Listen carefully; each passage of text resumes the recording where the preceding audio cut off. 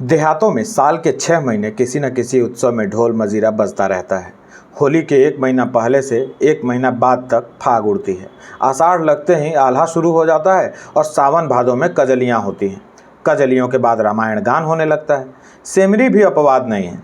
महाजन की धमकियां और कारिंदे की गोलियां इस समारोह में बाधा नहीं डाल सकती। घर में अनाज नहीं है, देह पर कपड़े नहीं है, गांठ में पैसे नहीं है, कोई परवाह नहीं। जीवन की आनंद वृत्ति तो दबाई नहीं जा सकती, हंसे बिना तो जिया नहीं जा सकता। यूं होली में गाने बजाने का मुख्य स्थान नोखेराम की चौपाल थी। वहीं भंग बनती थी, वहीं रंग उड़ता था, वहीं नाच होता था। इस उत्सव में कारिंदा साहब के 10-5 रुपए खर्च हो जाते थे और किसमें यह सामर्थ्य थी कि अपने द्वार पर जलसा कराता। लेकिन अब की गोबर ने गांव के नवयुवकों को अपने द्वार पर खींच लिया है और नोखेराम की चौपाल खाली पड़ी हुई है। गोबर के द्वार पर भंग घुट रही है, पान के बीड़े लग रहे हैं, रंग घोला जा रहा है, फर्श बिछा हुआ है, गाना हो रहा है और चौपाल में सन्नाटा छाया हुआ है। भंग रखी हुई है, पीसे कौन? ढोल मजीरा सब मौजूद है, पर गाए कौन? जिसे देखो गोबर के द्वार की ओर दौड़ा चला जा रहा है। यहाँ भंग में गुलाब जल और केसर बादाम की बहार है। हाँ, शेर भर बादाम गोबर खुद लाया। पीते ही चोला तर हो जाता है, आंखें खुल जाती हैं। खमीरा तमाकू लाया है, खास बिस्वा की, रंग में भी केवड़ा छोड़ा है। रुपए कमाना भी जानता है, खर्च करना भी जानता है। गाड़ कर रख लो, कौन देखता है। धन की यही शोभा है। यह केवल भंग ही नहीं है, जितने गाने वाले हैं सबका नेवता भी है। और गांव में न नाचने वालों की कमी है, न अभिनय करने वालों की। शोभा ही लंगड़ों की ऐसी नकल करता है कि क्या कोई करेगा। और बोली की नकल करने में तो उसका सानी नहीं है। जिसकी बोली कहो उसकी बोले, आदमी की भी, जानवर की भी। गिरधर नकल करने में बेजोड़ है। वकील की नकल वह करे, पटवारी की नकल वह करे, थानेदार की, चपरासी की, सेठ की, सभी की नकल कर सकता है। हाँ, बेचारे के पास पैसा सामान नहीं है, मगर अब की गोबर ने उसके लिए सामान मंगा दिया है और उसकी नकलें देखने जोग होंगी। यह चर्चा इतनी फैली कि साथ से ही तमाशा देखने वाले जमा होने लगे। आसपास के गांवों से दर्शकों की टोलियां आने लगी। 10 बजते बजते 3-4 हजार आदमी जमा हो गए। और जब गिरधर झिंगुरी सिंह का रूप भरे अपनी मंडली के साथ खड़ा हुआ तो लोगों को खड़े होने की जगह भी न मिलती थी। वही खलवाट सिर, वही बड़ी मूछें और वही तोन बैठे भोजन कर रहे हैं और पहली ठकुराइन बैठी पंखा झल रही हैं। ठाकुर ठकुराइन को रसिक नेत्रों से देखकर कहते हैं, अब भी तुम्हारे ऊपर वह जोबन है कि कोई जवान देख ले तो तड़प जाए। और ठकुराइन फूल कर कहती हैं, जब ही तो नई नवेली लाए। उसे तो लाया हूँ तुम्हारी सेवा करने के लिए, वह तुम्हारी क्या बराबरी करेगी। छोटी बीबी यह वाक्य सुन लेती है और मुंह फुलाकर चली जाती है। दूसरे दृश्य में ठाकुर खाट पर लेटे हैं और छोटी बहू मुंह फेरे हुए जमीन पर बैठी है। ठाकुर बार बार उसका मुंह अपनी ओर फेरने की विफल चेष्टा करके कहते हैं, मुझसे क्यों रूठी हो मेरी लाडली? तुम्हारी लाडली जहाँ हो वहाँ जाओ, मैं तो लौंडी हूँ, दूसरों की सेवा टहल करने के लिए आई हूँ। तुम मेरी रानी हो, तुम्हारी सेवा टहल करने के लिए वह बुढ़िया है। पहली ठकुराइन सुन लेती है और झाड़ू लेकर घर में घुसती हैं और कई झाड़ू उन पर जमाती हैं। ठाकुर साहब जान बचाकर भागते हैं। फिर दूसरी नकल हुई, जिसमें ठाकुर ने 10 रुपए का दस्तावेज लिखकर 5 रुपए दिए। शेष नजराने और तहरीर और दस्तूरी और ब्याज में काट लिए। किसान आकर ठाकुर के चरण पकड़कर रोने लगता है। बड़ी मुश्किल से ठाकुर रुपए देने पर राजी होते हैं। जब कागज़ लिखा जाता है और आसामी के हाथ में 5 रुपए रख दिए जाते हैं तो वह चकरा कर पूछता है, यह तो 5 ही हैं मालिक। 5 नहीं 10 हैं, घर जाकर गिनना। नहीं सरकार, 5 हैं। 1 रुपया नजराने का हुआ कि नहीं? हाँ सरकार। 1 तहरीर का? हाँ सरकार। 1 कागज़ का? हाँ सरकार। 1 दस्तूरी का? हाँ सरकार। 1 सूद का? हाँ सरकार। 5 नगद? 10 हुए कि नहीं? हाँ सरकार। अब यह 5 मेरी ओर से रख लीजिए। कैसा पागल है? नहीं सरकार, 1 रुपया छोटी ठकुराइन का नजराना है, 1 रुपया बड़ी ठकुराइन का, 1 रुपया ठकुराइन के पान खाने को, 1 बड़ी ठकुराइन के पान खाने को, बाकी बचा 1, वह आपकी करियाकर्म के लिए। इसी तरह नोखेराम और पटेश्वरी और दादादीन की बारी बारी से सबकी खबर ली गई। और फप्तियों में चाहे कोई नयापन न हो और नकलें पुरानी हो, लेकिन गिरधारी का ढंग ऐसा हास्यजनक था, दर्शक इतने सरल हृदय थे कि बेबात की बात में भी हंसते थे। रात भर भड़ौती होती रही और सताए हुए दिल कल्पना में प्रतिशोध पाकर प्रसन्न होते रहे। आखिरी नकल समाप्त हुई तो कौवे बोल रहे थे। सवेरा होते ही जिसे देखो उसी के ज़बान पर वही रात के गाने, वही नकल, वही फिक्रे। मुखिया तमाशा बन गए। जिधर निकलते हैं उधर ही 2-4 लड़के पीछे लग जाते हैं और वही फिक्रे कसते हैं। झिंगुड़ी सिंह तो दिल लगी-बाज आदमी थे। इसे दिल लगी में लिया, मगर पटेश्वरी में चिढ़ने की बुरी आदत थी और पंडित दाता दीन तो इतने तुनुक मिजाज थे कि लड़ने पर तैयार हो जाते थे। वह सबसे सम्मान पाने के आदी थे। कारिंदा की तो बात ही क्या, राय साहब तक उन्हें देखते ही सिर झुका देते थे। उनकी ऐसी हंसी उड़ाई जाए और अपने ही गांव में, यह उनके लिए असहाय था। अगर उनमें ब्रह्म तेज होता तो इन दुष्टों को भस्म कर देते, ऐसा शाप देते कि सब के सब भस्म हो जाते। लेकिन इस कलयुग में शाप का असर ही जाता रहा, इसलिए उन्होंने कलयुग वाला हथियार निकाला। होरी के द्वार पर आए और आंखें निकाल कर बोले, क्या आज भी तुम काम करने ना चलोगे होरी? अब तो तुम अच्छे हो गए, मेरा कितना हरज हो गया, या तुम नहीं सोचते? गोबर देर में सोया था, अभी अभी उठा था और आंखें मलता हुआ बाहर आ ही रहा था कि दाता दिन की आवाज़ कान में पड़ी। पा लागन करना तो दूर रहा, उल्टे और हेकड़ी दिखाकर बोला, अब वह तुम्हारी मजूरी न करेंगे, हमें अपनी ऊख भी तो बोनी है। दाता दिन ने सुरती फांकते हुए कहा, काम कैसे नहीं करेंगे, साल के बीच में काम नहीं छोड़ सकते। जेठ में छोड़ना हो छोड़ दें, करना हो करें, उसके पहले नहीं छोड़ सकते। गोबर ने जम्हाई लेकर कहा, उन्होंने तुम्हारी गुलामी नहीं लिखी है, जब तक इच्छा थी काम किया, अब नहीं इच्छा नहीं करेंगे, इसमें कोई ज़बरदस्ती नहीं कर सकता। तो होरी काम नहीं करेंगे ना, तो हमारे रुपए सूद समेत दे दो।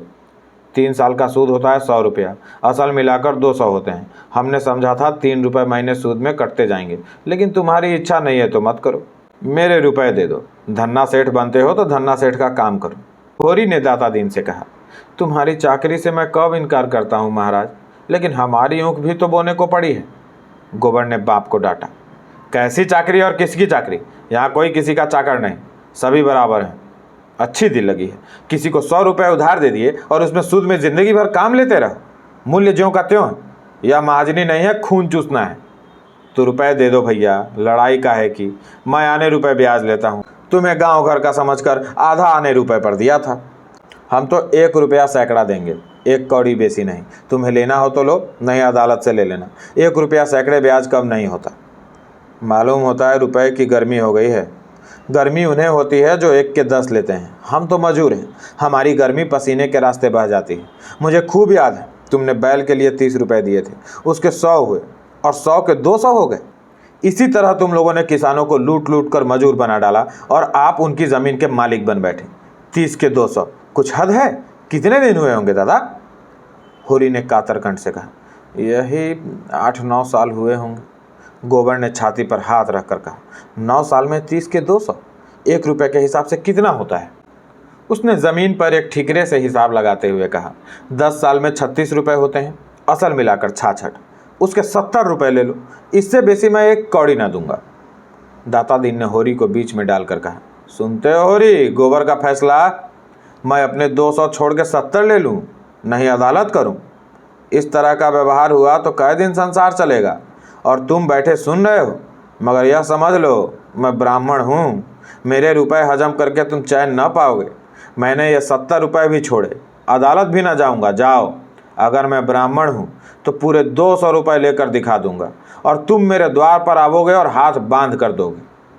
दाता दिन झल्लाए हुए लौट पड़े। गोबर अपनी जगह बैठा रहा, मगर होरी के पेट में धर्म की क्रांति मची हुई थी। अगर ठाकुर या बनिए के रुपए होते तो उसे ज़्यादा चिंता न होती, लेकिन ब्राह्मण के रुपए, उसकी 1 पाई भी दब गई तो हड्डी तोड़कर निकलेगी। भगवान न करे कि ब्राह्मण का कोप किसी पर गिरे। वंश में कोई चुल्लू भर पानी देने वाला, घर में दिया जलाने वाला भी नहीं रहता। उसका धर्म भी रुमंत्रस्त हो उठा। उसने दौड़कर पंडित जी के चरण पकड़ लिया और आर्त स्वर में बोला, महाराज, जब तक मैं जीता हूँ तुम्हारी 1-1 पाई चुकाऊंगा। लड़के की बात पर मत जाओ, मामला तो हमारे तुम्हारे बीच में हुआ है, वह कौन होता है?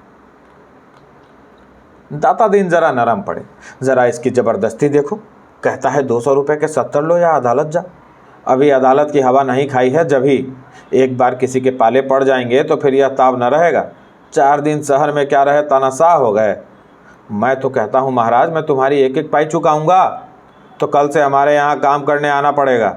अपनी ऊँख बोना है महाराज, नहीं तुम्हारा ही काम करता। दाता दिन चले गए तो गोबर ने तिरस्कार की आंखों से देख कर कहा, गए थे देवता को मनाने, तुम ही लोगों ने तो इन सबों का मिजाज बिगाड़ दिया है। 30 रुपये दिए, अब 200 रुपये लेगा और डांट ऊपर से बताएगा और तुमसे मजूरी कराएगा और काम कराते कराते मार डालेगा। होरी ने अपने विचार में सत्य का पक्ष लेकर कहा, नीति हाथ से न छोड़ना चाहिए बेटा। अपनी अपनी करनी अपने अपने साथ है। हमने जिस ब्याज पर रुपए लिए वह तो देने ही पड़ेंगे। फिर ब्राह्मण ठहरे, इनका पैसा हमें पचेगा? ऐसा माल तो इन्हीं लोगों को पचता है। गोबर ने त्योरियां चढ़ाई। नीति छोड़ने को कौन कह रहा है, और कौन कह रहा है कि ब्राह्मण का पैसा दबा लो? मैं तो यह कहता हूं कि इतना सूद नहीं देंगे। बैंक वाले 12 आने सूद लेते हैं, तुम 1 रुपया ले लो, और क्या किसी को लूट लोगे? उनका रोया जो दुखी होगा हुआ करे, उनकी दुखी होने के डर से हम बिल क्यों खोदें? बेटा, जब तक मैं जीता हूं मुझे अपने रास्ते चलने दो। जब मैं मर जाऊं तो तुम्हारी इच्छा जो हो वह करना। तो फिर तुम ही देना, मैं तो अपने हाथों अपने पाँव में कुल्हाड़ी ना मारूंगा। मेरा गधापन था कि तुम्हारे बीच में बोला। तुमने खाया है तुम भरो, मैं क्यों अपनी जान दूं? यह कहता हुआ गोबर भीतर चला गया। झुनिया ने पूछा, आज सवेरे सवेरे दादा से क्यों उलझ पड़े? गोबर ने सारा वृत्तांत कह सुनाया और अंत में बोला, इनके ऊपर ऋण का बोझ इसी तरह बढ़ता जाएगा, मैं कहाँ तक भरूंगा? उन्होंने कमा कमा कर दूसरों का घर भरा है, मैं क्यों उनकी खोदी हुई खंदक में गिरूं? इन्होंने मुझसे पूछकर कर्ज नहीं लिया, न मेरे लिए लिया, मैं उसका देनदार नहीं हूँ। उधर मुखियों में गोबर को नीचा दिखाने के लिए षड्यंत्र रचा जा रहा था। यह लौंडा शिकंजे में न कसा गया तो गाँव में उधम मचा देगा। प्यादे से फर्जी हो गया है ना, टेढ़े तो चलेगा ही। जाने कहाँ से इतना कानून सिखाया है। कहता है रुपए सैकड़े सूद से बेसी न दूंगा, लेना हो तो लो, नहीं अदालत जाओ। रात इसने सारे गांव के लौंडों को बटोर कर कितना अनर्थ किया। लेकिन मुखियों में भी ईर्ष्या की कमी न थी। सभी अपने बराबर वालों के परिहास पर प्रसन्न थे। पाटेश्वरी और नोखेराम में बातें हो रही थी। पाटेश्वरी ने कहा, मगर सबों को घर घर की रत्ती रत्ती का हाल मालूम है। झिंगुरी सिंह को तो सबों ने ऐसा रगेदा कि कुछ न पूछो। दोनों ठकुराइनों की बातें सुन सुनकर लोग हंसी के मारे लौट गए। नोखेराम ने ठट्ठा मारकर कहा, मगर नकल सच्ची थी। मैंने कई बार उनकी छोटी बेगम को द्वार पर खड़े लौंडों से हंसी करते देखा है। और बड़ी रानी काजल और सिंदूर और महावर लगाकर जवान बनी रहती हैं। दोनों में रात दिन छिड़ी रहती है। झिंगुड़ी पक्का बेहाया है, कोई दूसरा होता तो पागल हो जाता। सुना तुम्हारी बड़ी भद्द नकल की, चमरिया के घर में बंद करके पिटवाया। मैं तो बच्चा पर बकाया लगान का दावा करके ठीक कर दूंगा। वह भी क्या याद करेंगे कि किसी से पाला पड़ा था। लगान तो उसने चुका दिया है ना, लेकिन रसीद तो मैंने नहीं दी। सबूत क्या है कि लगान चुका दिया? और यहाँ कौन हिसाब किताब देखता है? आज ही प्यादा भेजकर बुलवाता हूँ। होरी और गोबर दोनों ऊख बोने के लिए खेत सींच रहे थे। अब की ऊख की खेती होने की आशा तो थी नहीं, इसलिए खेत परती पड़ा हुआ था। अब बैल आ गए हैं तो ऊख क्यों ना बोई जाए। मगर दोनों जैसे 36 बने हुए थे, न बोलते थे न ताकते थे। होरी बैलों को हाँक रहा था और गोबर मोट ले रहा था। सोना और रूपा दोनों खेत में पानी दौड़ा रही थी कि उनमें झगड़ा हो गया। विवाद का विषय था कि झिंगुड़ी सिंह की छोटी ठकुरान पहले खुद खाकर पति को खिलाती हैं या पति को खिलाकर तब खुद खाती हैं। सोना कहती थी पहले वह खुद खाती है। रूपा का मत इसके प्रतिकूल था। रूपा ने जिरह की, अगर वह पहले खाती हैं तो क्यों मोटी नहीं? ठाकुर क्यों मोटे हैं? अगर ठाकुर उन पर गिर पड़े तो ठाकुराइन पीस जाए। सोना ने प्रतिवाद किया, तू समझती है अच्छा खाने से लोग मोटे हो जाते हैं? अच्छा खाने से लोग बलवान होते हैं, मोटे नहीं। मोटे होते हैं घास पात खाने से। तो ठकुराइन ठाकुर से बलवान है और क्या। अभी उस दिन लड़ाई हुई तो ठकुराइन ने ठाकुर को ऐसा ढकेला कि उनके घुटने फूट गए। तो तू भी पहले आप खाकर तब जीजा को खिलाएगी? और क्या, अम्मा तो पहले दादा को खिलाती हैं, तभी तो जब देखो तब डांट देते हैं। मैं बलवान होकर अपने मर्द को काबू में रखूंगी। तेरा मर्द तुझे पीटेगा, तेरी हड्डी तोड़ कर रख देगा। रूपा रुआंसी होकर बोली, क्यों पीटेगा? मैं मार खाने का काम करूंगी ही नहीं। वह कुछ न सुनेगा। तूने जरा भी कुछ कहा और वह मार चलेगा। मारते मारते तेरी खाल उधेड़ लेगा। रूपा ने बिगड़ कर सोना की साड़ी दांतों से फाड़ने की चेष्टा की और असफल होने पर चुटकियां काटने लगी। सोना ने और चिढ़ाया, वह तेरी नाक भी काट लेगा। इस पर रूपा ने बहन को दांत से काट खाया। सोना की बाह लहू आ गई। उसने रूपा को जोर से धकेल दिया। वह गिर पड़ी और उठकर रोने लगी। सोना भी दांतों के निशान देखकर रो पड़ी। उन दोनों का चिल्लाना सुनकर गोबर गुस्से से भरा हुआ आया और दोनों को 2-2 घूंसे जड़ दिए। दोनों रोती हुई निकलकर घर चल दी।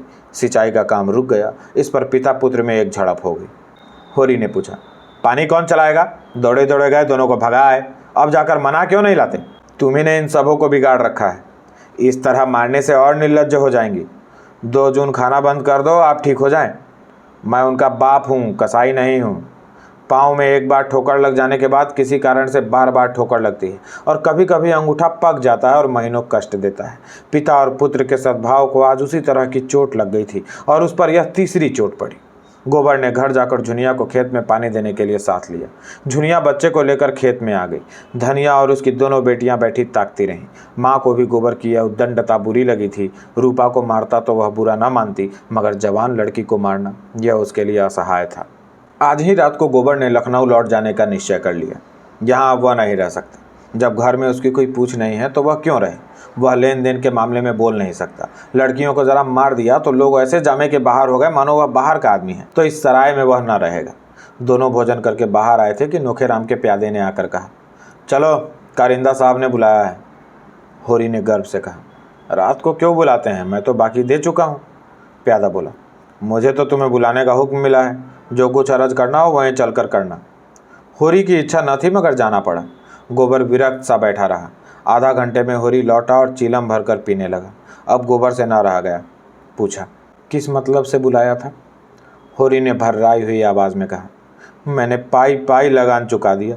वह कहते हैं तुम्हारे ऊपर 2 साल का बाकी है। अभी उस दिन मैंने ऊख बेची तो 25 रुपये वहीं उनको दे दिए और आज वह 2 साल का बाकी निकालते हैं। मैंने कह दिया मैं एक धेला न दूंगा।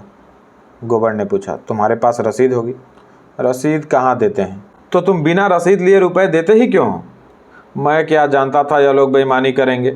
यह सब तुम्हारी करनी का फल है। तुमने रात को उनकी हंसी उड़ाई, यह उसी का दंड है।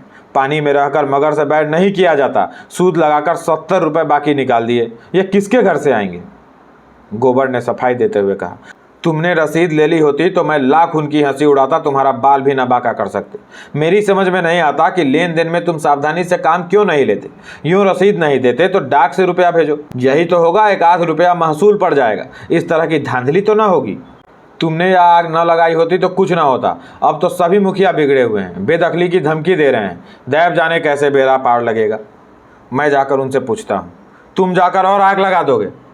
अगर आग लगानी पड़ेगी तो आग लगा दूंगा। यह बेदखली करते हैं करे, मैं उनके हाथ में गंगाजली रखकर अदालत में कसम खिलाऊंगा। तुम दुम दबाकर बैठे रहो, मैं इसके पीछे जान लड़ा दूंगा। मैं किसी एक का पैसा दबाना नहीं चाहता, न अपना एक पैसा खोना चाहता हूँ। वह उसी वक्त उठा और नोखेराम की चौपाल में जा पहुंचा। देखा तो सभी मुखिया लोगों का कैबिनेट बैठा हुआ है। गोबर को देखकर सब के सब सतर्क हो गए। वातावरण में षड्यंत्र की सी कुंठा भरी हुई थी। गोबर ने उत्तेजित कंठ से पूछा, यह क्या बात है करिंदा साहब कि आपको दादा ने हाल तक का लगान चुकता कर दिया और आप अभी 2 साल का बाकी निकाल रहे हैं? यह कैसा गोलमाल है? नोखेराम ने मसनद पर लेट कर रौब दिखाते हुए कहा, जब तक होरी है मैं तुमसे लेन देन की कोई बातचीत नहीं करना चाहता। गोबर ने आहत स्वर में कहा, तो मैं घर में कुछ नहीं हूँ? तुम अपने घर में सब कुछ होगे, यहाँ तुम कुछ नहीं हो। अच्छी बात है, आप बेदखली दायर कीजिए। मैं अदालत में तुमसे गंगाजली उठवा कर रुपए दूंगा। इसी गांव से 100 सहाते दिलाकर साबित कर दूंगा कि तुम रसीद नहीं देते। सीधे साधे किसान हैं, कुछ बोलते नहीं, तो तुमने समझ लिया कि सब काठ के उल्लू हैं। राय साहब वहीं रहते हैं जहां मैं रहता हूं। गांव के सब लोग उन्हें हौवा समझते होंगे, मैं नहीं समझता। रत्ती रत्ती हाल कहूंगा और देखूंगा तुम कैसे मुझसे दोबारा रुपए वसूल कर लेते हो। उसकी वाणी में सत्य का बल था। डरपोक प्राणियों में सत्य भी गूंगा हो जाता है। वही सीमेंट जो ईंट पर चढ़कर पत्थर हो जाता है, मिट्टी पर चढ़ा दिया जाए तो मिट्टी हो जाएगा। गोबर की निर्भीक स्पष्टवादिता ने उस अनीत के बख्तर को भेद डाला, जिससे सज्जित होकर नोखेराम की दुर्बल आत्मा अपने को शक्तिमान समझ रही थी। नोखेराम ने जैसे कुछ याद करने का प्रयास करके कहा, तुम इतना गर्म क्यों हो रहे हो? इसमें गर्म होने की कौन बात है? अगर होरी ने रुपए दिए हैं तो कहीं ना कहीं तो टाके गए होंगे। मैं कल कागज निकाल कर देखूंगा। अब मुझे कुछ कुछ याद आ रहा है कि शायद होरी ने रुपए दिए थे। तुम निशा खातिर रहो। अगर रुपए यहाँ आ गए हैं तो कहीं जा नहीं सकते। तुम थोड़े से रुपयों के लिए झूठ थोड़े ही बोलोगे, और न मैं इन रुपयों से धनी हो जाऊंगा। गोबर ने चौपाल से आकर होरी को ऐसा लथाड़ा कि बेचारा स्वार्थ भीरू बूढ़ा रुआंसा हो गया। तुम तो बच्चों से भी गए बीते हो, जो बिल्ली की म्याऊं सुनकर चिल्ला उठते हैं। कहाँ कहाँ तुम्हारी रक्षा करता फिरूंगा। मैं तुम्हें 70 रुपए दिए जाता हूँ। दाता दिन ले तो देकर भरपाई लिखा देना। इसके ऊपर तुमने 1 पैसा भी दिया तो फिर मुझसे 1 पैसा भी ना पाओगे। मैं परदेश में इसलिए नहीं पड़ा हूँ कि तुम अपने को लुटवाते रहो और मैं कमा कमा कर भरता रहूँ। मैं कल चला जाऊँगा, लेकिन इतना कह देता हूँ, किसी से 1 रुपया उधार मत लेना और किसी को कुछ मत देना। मंगड़ू, दुलारी, दाता दिन सभी से 1 रुपया सैकड़े सूद कराना होगा। धनिया भी खाना खाकर बाहर निकल आई थी। बोली, अभी क्यों जाते हो बेटा? 2-4 दिन और रहकर ऊँख की बोनी करा लो और कुछ लेन देन का हिसाब भी ठीक कर लो तो चले जाना। गोबर ने शान जमाते हुए कहा, मेरा 2-3 रुपए रोज का घाटा हो रहा है, यह भी समझती हो? यहाँ मैं बहुत बहुत 2-4 आने की मजूरी ही तो करता हूँ, और अब की मैं झुनिया को भी लेता जाऊँगा। वहाँ मुझे खाने पीने की बड़ी तकलीफ होती है। धनिया ने डरते डरते कहा। जैसे तुम्हारी इच्छा, लेकिन वहाँ वह कैसे अकेले घर संभालेगी, कैसे बच्चे की देखभाल करेगी? अब बच्चे को देखूं कि अपना सुविधा देखूं? मुझसे चूल्हा नहीं फूका जाता। ले जाने को मैं नहीं रोकती, लेकिन परदेश में बाल बच्चों के साथ रहना, न कोई आगे न कोई पीछे, सोचो कितना झंझट है। परदेश में संगी साथी निकल ही आते हैं अम्मा। यह तो स्वार्थ का संसार है। जिसके साथ 4 पैसे का गम खाओ वही अपना। खाली हाथ तो माँ बाप भी नहीं पूछते। धनिया कटाक्ष समझ गई। उसके सिर से पाँव तक आग लग गई। बोली, माँ बाप को भी तुमने उन्हीं पैसों के यारों में समझ लिया? आंखों देख रहा हूँ। नहीं देख रहे हो। माँ बाप का मन इतना निठुर नहीं होता। हाँ, लड़के अलबत्ता जहाँ 4 पैसे कमाने लगे कि माँ बाप से आंखें फेर ली। इसी गांव में 1-2 नहीं 10-20 परतोख दे दूँ। माँ बाप कर्ज कमाम लेते हैं किसके लिए? लड़के लड़कियों ही के लिए कि अपने भोग विलास के लिए? क्या जाने तुमने किसके लिए कर्ज लिया। मैंने तो 1 पैसा भी नहीं जाना। बिना पाले ही इतने बड़े हो गए। पालने में तुम्हारा क्या लगा? जब तक बच्चा था दूध पिला दिया, फिर लावारिस की तरह छोड़ दिया। जो सबने खाया वही मैंने खाया। मेरे लिए दूध नहीं आता था, मक्खन नहीं बंधा था।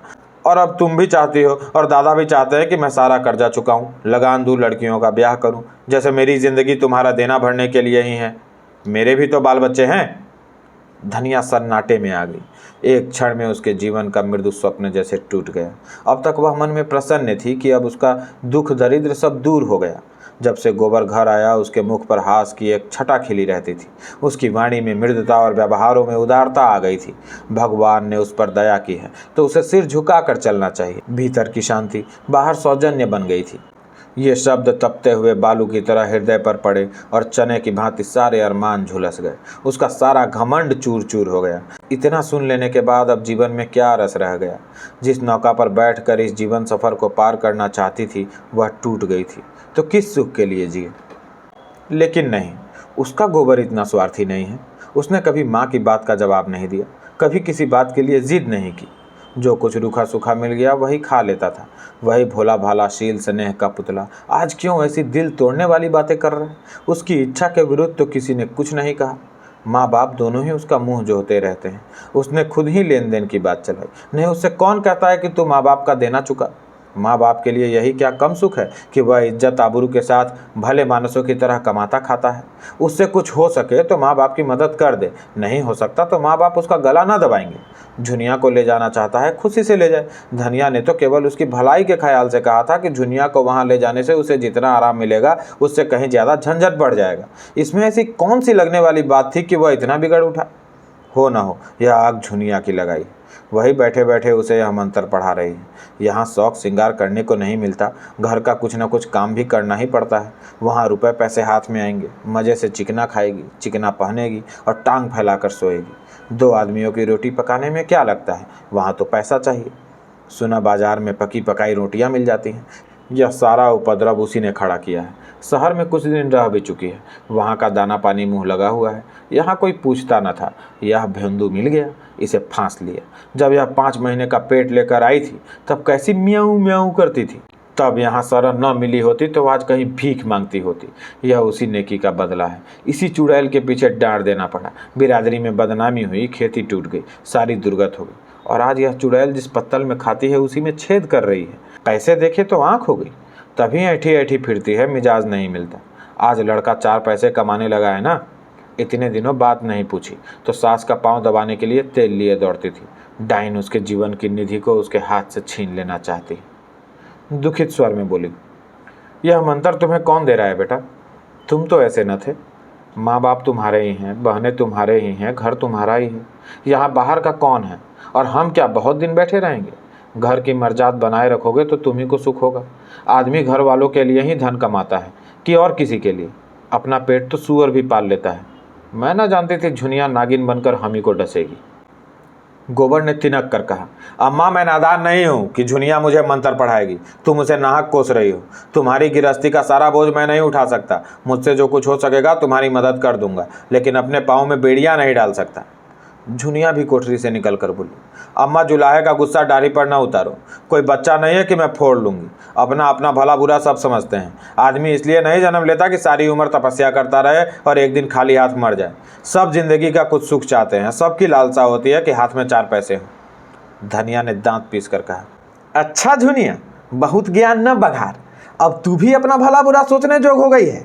जब यहाँ आकर मेरे पैरों पर सिर रखकर रो रही थी तब अपना भला बुरा नहीं सोचा था। उस घड़ी हम भी अपना भला बुरा सोचने लगते तो आज तेरा कहीं पता न होता। इसके बाद संग्राम छिड़ गया। ताने मोहने, गाली गलौज, थुक्का गजीहत, कोई बात न बची। गोबर भी बीच बीच में डंक मारता जाता था। होरी बरौठे में बैठा सब कुछ सुन रहा था। सोना और रूपा आंगन में सिर झुकाए खड़ी थी। दुलारी, पुनिया और कई स्त्रियां बीच बचाव करने आ पहुंची थी। गर्जन के बीच में कभी कभी मुंदे भी गिर जाती थी। दोनों ही अपने अपने भाग्य को रो रही थी। दोनों ही ईश्वर को कोस रही थी और दोनों अपनी अपनी निर्दोषिता सिद्ध कर रही थी। झुनिया गड़े मुर्दे उखाड़ रही थी। आज उसे हीरा और शोभा से विशेष सहानुभूति हो गई थी, जिन्हें धनिया ने कहीं का न रखा था। धनिया की आज तक किसी से न पटी थी तो झुनिया से कैसे पट सकती है। धनिया अपनी सफाई देने की चेष्टा कर रही थी, लेकिन न जाने क्या बात थी कि जनमत झुनिया की ओर था। शायद इसलिए कि झुनिया संयम हाथ से न जाने देती थी और धनिया आपे से बाहर थी। शायद इसलिए भी कि झुनिया अब कमाऊ पुरुष की स्त्री थी और उसे प्रसन्न रखने में ज़्यादा मसलहत थी। तब होरी ने आंगन में आकर कहा, मैं तेरे पैर पड़ता हूँ धनिया, चुप रह। मेरे मुंह में कालीख मत लगा। हाँ, अभी मन न भरा हो तो और सुन। धनिया फुंकार मारकर उधर दौड़ी। तुम भी मोटी डाल पकड़ने चले? मैं ही दोषी हूँ? यह तो मेरे ऊपर फूल बरसा रही है। संग्राम का क्षेत्र बदल गया। जो छोटों के मुंह लगे वह छोटा। धनिया किस तरह से झुनिया को छोटा मान ले? होरी ने व्यथित कंठ से कहा, अच्छा, वह छोटी नहीं बड़ी सही। जो आदमी नहीं रहना चाहता क्या उसे बांध कर रखेगी? माँ बाप का धर्म है लड़के को पाल पोस कर बड़ा कर देना। वह हम कर चुके। उनके हाथ पांव हो गए। अब तू क्या चाहती है? वे दाना चारा लाकर खिलाएं। माँ बाप का धर्म 16 आना लड़कों के साथ है। लड़कों का माँ बाप के साथ 1 आना भी धर्म नहीं है। जो जाना चाहता है उसे आशीष देकर विदा कर दे। हमारा भगवान मालिक है। जो कुछ भोगना बचा है भोगेंगे। 47 साल इसी तरह रोते धोते कट गए। 10-5 साल हैं, वह भी कट ही जाएंगे। उधर गोबर जाने की तैयारी कर रहा था। इस घर का पानी भी उसके लिए हराम है। माता होकर जब उसे ऐसी ऐसी बातें कहे तो अब वह उसका मुंह भी नहीं देखेगा। देखते ही देखते उसका बिस्तर बंध गया। झुनिया ने भी चुनरी पहन ली। चुन्नू भी टोप और फ्राक पहनकर राजा बन गया।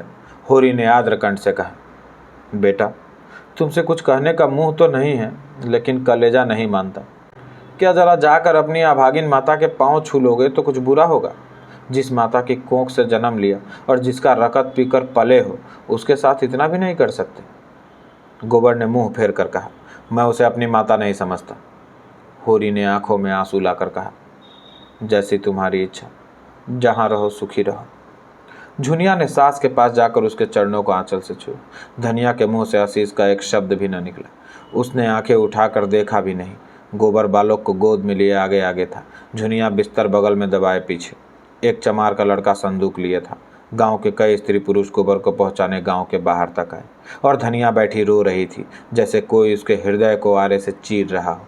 उसका मातृत्व उस घर के समान हो रहा था जिसमें आग लग गई हो और सब कुछ भस्म हो गया हो। बैठकर रोने के लिए भी स्थान न बचा हो।